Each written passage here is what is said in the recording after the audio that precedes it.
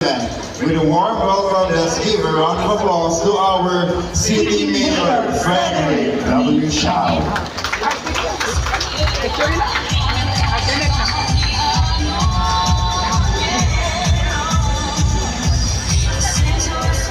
May buntag sa tanan.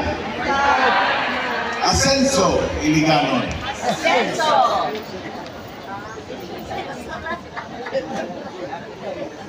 Pilihan ko ba na? Una sa itong Vice Mayor, Dodon Alemania, atong councilors present, department heads, present, as well as atong ugihan o very supporting ng DILG staff, mga Michael sa Magdalene,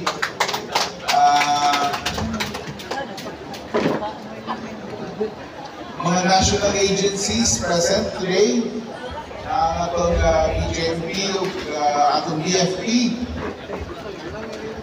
sa atong tanan, sa mga usapa may buntag.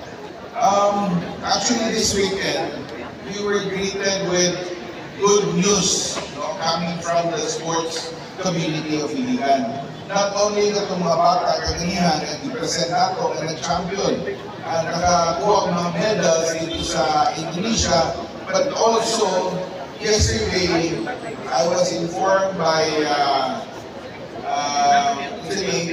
Subin na Jimena na iyang anak na si Dilwin Heath o Jimena, champion po dito sa Indonesia. Another place in Indonesia, sa Bali, actually, sa Indica Energy South Asia Judo Championship 2024. The champion siya dito, nakakuha siya gold, and duha sila sa taga-Pilipinas ang nakakuha ang gold. So, although wala pa si Kim din ato na ipabot at congratulations sa pagpabot na nalipay nato sa Taga-Iligan na nakalaog na po championship ang iyang anak dito sa Bali, Indonesia. Another boxer, Lord J. Huro, naka-champion po sa WBF, sa World Boxing Federation, bago lang, no? Kung hindi natin ukay-ukay akong cellphone para makita na ako, makahatag sa information. Nanadini, no, bagulang na ni-champion sa new WIBA atom weight champion sa babae. So this is an event held recently, actually May 30 in Bangkok, Thailand. So congratulations sa Iliganon. Kanisa during our days sa sports, na siya aktibo na yung bataa o gadulang na siya o ng boxing. Wala na siguro resort sa una, pero mag-recently, mananingiyang I believe pinakauna ng belt na nakuha. So these are the kaibang mga Iligan in terms of not only sa academic but also kamahin mga sa sports, excel din ang Iligan. So congratulations, no? And by the way, kalimot ko na yung Chavez Regalado, no? Anak ni Chavez sa Fuentes, magkulang na po, nakapasal sa US, graduate not only as a graduate, but he top siya yung klase, magna kong laude. Magikan kang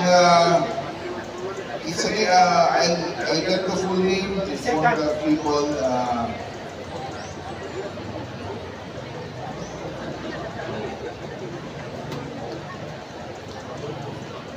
Ang ngalan niya is Victoria Hill Regalado, pride sa karon sa Philippine Coast Guard. This is the second Iliganon na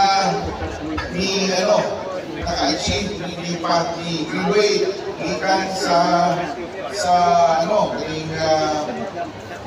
US Coast Guard Academy. So congratulations. Ato siya misabot ang pamilya karong June 16, aron Iligan ato siya i-present sa atong public plaza together with, I think, our guest at the time, si Senator Amy Marcos, ang mabot ni karong July 16.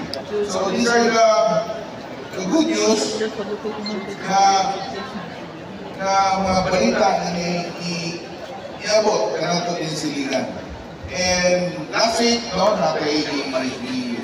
ipahigayon na National Flag Day. Ipahigayon na National Flag Day sa ating mga national cooperative members, Canadians Mangalis, congratulations sa inyong malambon, no, panagtanggo sa inyong Mindanao-wide o Philippine-wide, nationwide, Mindanao, but there are delegates coming from Iloilo. Officers coming from Batangas, from Luzon, Visayas, and Mindanao. So congratulations. Way to go, no? Dito kay kaning mabisita, labaw na Luzon. Ang ilang una-una sa Mindanao, labaw na din siligan, into negative. But upon experiencing what we can offer to them, the natural beauties of Ligan, medyo iusap nila ng perception. And most of them are very happy, especially the judges. Grabe nila kalipay, salamat sila na they were really well accommodated. And medyo happy kayo sila pag-ulit nila. So, by the way, last week, napunta sa itong SGLG na assessment. Ako lang, tanang mga department heads, so ito. Dahil yung mga department heads na wala, supposed to be departments. So, ako lang kami, dagang kulang. But I would like to congratulate all the department heads na nanikamot in comparison sa last year. Ilan kayo katulad ng ipasa karon this time? Duha last year, Mayor. Duha lang last year, karon tuiga. Natay potential mga 5 to 6. 5 to 6 sitaw ni area of governance ng mga pasar for SGLG. Congratulations! Pili ilalim, pili sayon, hinay-hinay, basta kanunay. No? Congratulations sa pagtanan. Kaya hindi nato ma-achieve kung wala ang pagbain, ang collaboration, ang tabang ikan sa mga department heads o members sa department na ni-assign kung nanikamot yung meeting. So again, congratulations. And I would like also to inform the body na nibisita po ang bagong RD sa Napolcom last week. And na-schedule the examination karong umabot, kalimutan ko sa date, but this will be sometime in July 30. July 30 of the next month. So kung isa itong gusto magpulis, no? Or na may mga anak na gusto magpulis, please lang i-inform ang mga Ilocano kaya gusto na ito mas ma-prioritize ang mga Ilocano na maka-take exam din laro na kung din mismo sa Iligan City, which will be very convenient sa mga mo take exam. And also last week we had our Mindanao Power Summit. And I should say it was also very successful. There were delegates coming from different plant, power plants, and I believe from all over Mindanao. So congratulations sa atong partner as CCI FAI, which is Chamber of Commerce Iligan City Foundation. So congratulations. By the way, ang bisita itong agawa si Senator Linda Chanel. Ako ba na ito? Anak ko niya, pero siya ang pumuntahan niya. Gusto mo itanbaw ni mo kang Mayor Alice Go. Ano dito? Foreign national din ang nila pagdura. Kasi ang gusto nilang establish is that ano nakakuha o Filipino citizenship na ang ginikanan ilang duda yung Chinese.